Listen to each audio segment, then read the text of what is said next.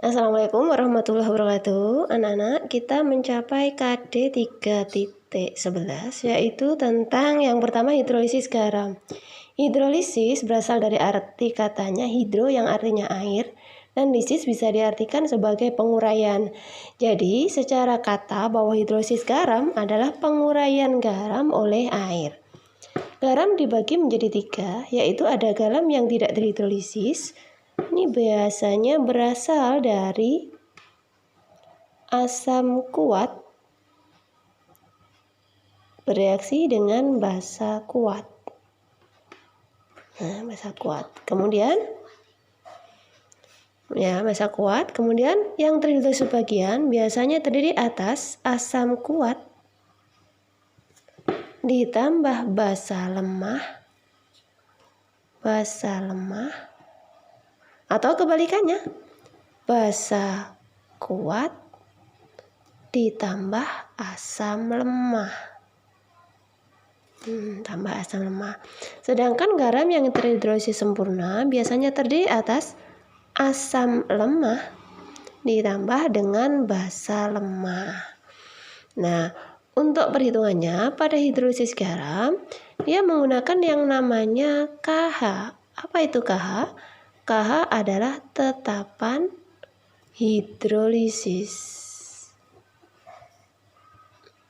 Tetapan hidrolisis nanti berhubungan dengan sifat yang dimiliki oleh garam tersebut. Yang pertama, jika garam tidak terhidrolisis, artinya terdiri atas asam kuat dan basa kuat, maka nanti dia bersifat netral. Jadi kalau asam kuat ditambah basa kuat menghasilkan garam ditambah air. Garam ini bersifat netral. Kemudian yang kedua yaitu contohnya asam kuat ditambah basa lemah. Sama, tetap menghasilkan garam ditambah air. Garamnya akan bersifat asam karena yang kuat adalah berasal dari asam. Yang ketiga, asam lemah ditambah basa kuat. Dia akan menghasilkan garam yang bersifat basa ditambah air. Yang keempat, asam lemah ditambah basa lemah.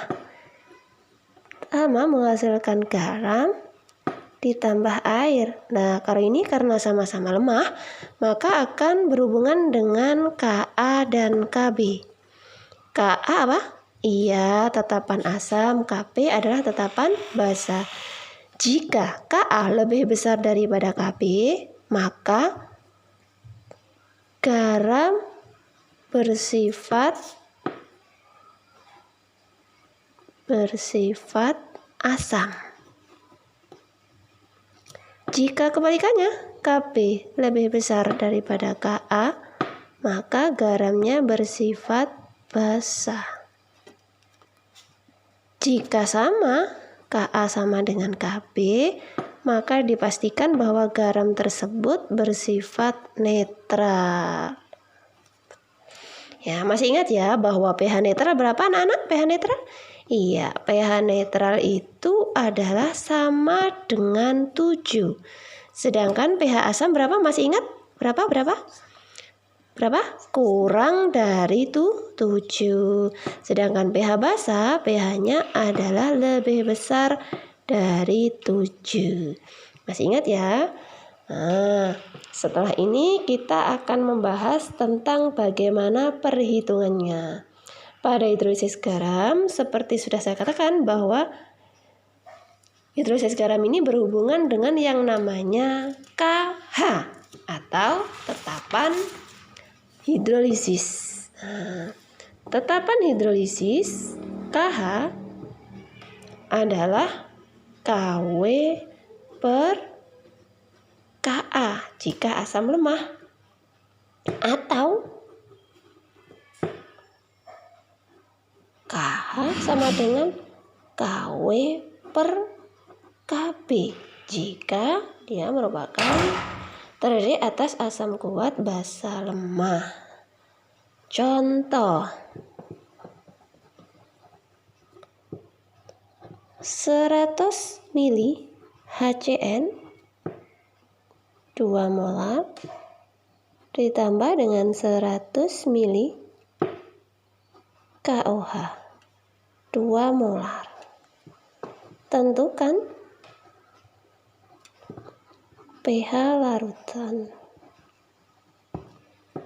Nah, masih ingat ya pH larutan. Oke, yang pertama kita lakukan adalah apa? Mereaksikan, betul. HCN ditambah dengan KOH menghasilkan KCN ditambah H2O. Ya. Kenapa KCN disebut sebagai garam? Garam yang bersifat basa.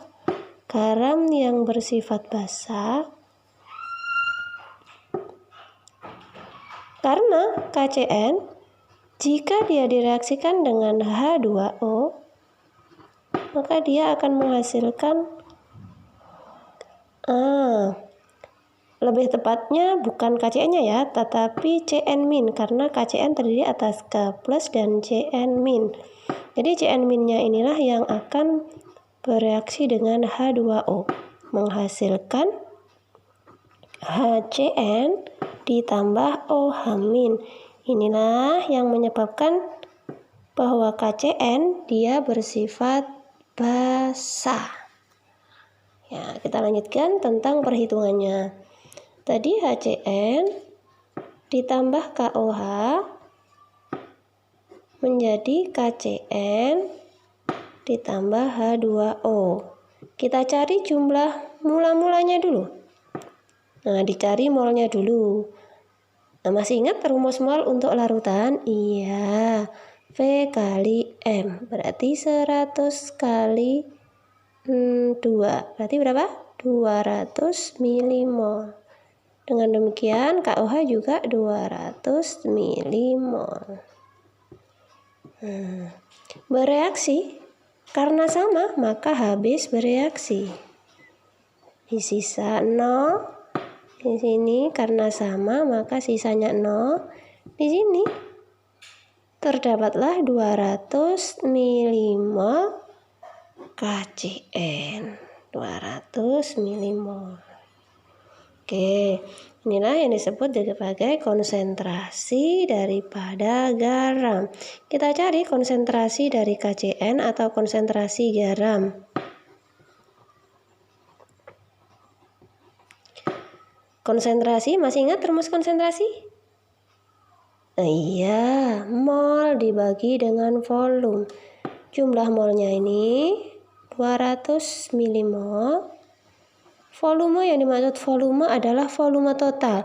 Volume HCN dan juga volume KOH berapa? 100 ditambah 100 berapa? 200 mililiter. Oke, sama-sama 200. Nah, berapa? 1 molar. Karena dia bersifat basa, maka OH- sama dengan akar KH dikalikan konsentrasi garam. Nah, dari sini karena tetapan asamnya tidak diketahui, biarkan saja demikian, KH dikalikan 1. Nah, berarti sama dengan akar KH. Oke. Jika ini Ka diketahui, maka OH- akan diketahui. Kalau OH- diketahui, maka POH diketahui. Berapa? Baru pH sama dengan 14 ya. 14 dikurangi POH. Nah, dari sini mungkin ada yang pengen ditanyakan anak-anak. Silahkan nanti di komen dan dihubungi ya Bu Didin ya. Bu Didin akan sangat senang sekali jika kalian berinteraksi dengan cepat pada link ini. Selamat mencoba, selamat menjawab soal-soal yang ada di LKS atau buku-buku yang lain. Silahkan nanti ditanyakan. Kalau sampai mentok nggak bisa, silahkan ditanyakan. Selamat belajar anak-anak, jaga kesehatan, stay at home and stay healthy. Assalamualaikum warahmatullahi wabarakatuh.